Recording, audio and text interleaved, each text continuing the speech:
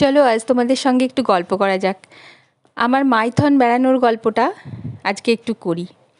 আমি আমার হাজব্যান্ডের সঙ্গে ISM ধানবাদে হাজব্যান্ডের ট্রেনিং ছিল, সেখানে এসেছিলাম।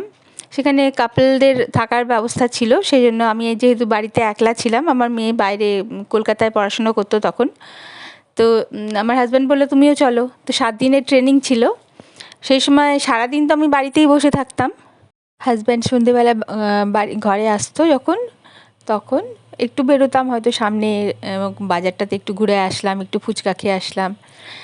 তারপরে ওদের সেই সপ্তাহে যে রবিবারটা পড়লো, সেই রবিবারে প্ল্যান হলো যে যত ওখানে ট্রেনিং ছিল সবাইকে নিয়ে মাইথনে পিকনিক করতে যাওয়া হবে। তো পিকনিক তো করতে যাওয়া হবে, সবাই কিন্তু ফ্যামিলি নিয়ে আসেনি। আমরা 2 জন ছিলেন, যে আমাদের ছাড়া আরও একজন ছিলেন, তিনি তার মিসেসকে নিয়ে এসেছিলেন। তো গেলাম, আমরা দুজনই একসঙ্গে ছিলাম। তো মাইথনে গেলাম, ওখানে বোটিং করলাম, ওখানে রান্নাবান্না হয়েছিল, ওখানে খাওয়া দাওয়া হলো, খুব মজা করলাম। বোটিংটাতে তো খুবই ভালো লেগেছে, একদম স্পিড বোটে চেপেছিলাম, খুব ভালো লেগেছে এই ট্যুরটা। মানে মাইথনে আগেও গেছি আমি, আমার হাজব্যান্ড, আমার মেয়ে মাইথনে আগেও বেড়াতে গেছি, কিন্তু এটা বেশ এনজয় করলাম, ভালো লাগলো। তো আপনাদের সঙ্গেও শেয়ার করলাম এই ভিডিওগুলো, কয়েকটা ভিডিও ছিল আমার কাছে। তো কেমন লাগলো বলবেন, আপনারা কে কে মাইথন বেড়াতে গেছেন সেটাও আমাকে জানাবেন। থেকে 30 বছর পর্যন্ত আমি মধ্যপ্রদেশ ছত্তিশগড়ে ছিলাম। গত বছর আমার হাজব্যান্ড রিটায়ার করেছে, এখন আমি থাকি দুর্গাপুরে সেটেল করেছি, এখানে ফ্ল্যাটে থাকি।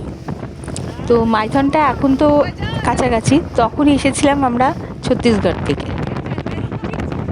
তখন বেশ অনেকটাই দূর ছিল।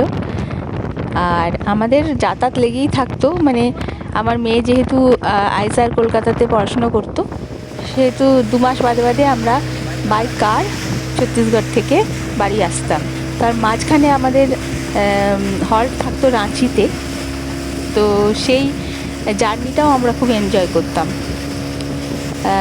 ওই যে একদিন সকালবেলা বেরোলাম, বেরিয়ে রাঁচিতে হল্ট করলাম, বিকেলবেলা রাঁচি পৌঁছলাম, দিয়ে রাঁচিতে সন্ধ্যেটা কাটালাম, রাতটা কাটালাম হোটেলে রাঁচির। সেখানে হোটেলও আমাদের ফিক্স হয়ে গেছিলো, সেটাও যেন আমাদের ঘরবাড়ি হয়ে গেছিলো, সেখানকার সবাই আমাদের চিনে গেছিলো। তারপর রাঁচি থেকে পরের দিন স্টার্ট করতাম, করে দুর্গাপুর পর্যন্ত পৌঁছতে 3টে সাড়ে 3টে বেজে যেত। কোনো দিন ইচ্ছে করতো না যে আবার, আমার শ্বশুরবাড়ি হচ্ছে হালিশহর, সেখানে পর্যন্ত পৌঁছতে, আর ও ড্রাইভ করতো নিজে, তো এত ক্লান্তি লাগতো হয়তো, আর ইচ্ছে করতো না। তখন আমরা দুর্গাপুরেও একটা হোটেল ফিক্স ছিল, সেখানে আমরা থেকে যেতাম। তখন আমাদের এই ফ্ল্যাটটা হাতে পাইনি, এই ফ্ল্যাটটা নিয়েছি আমরা 8 বছর হয়ে গেল।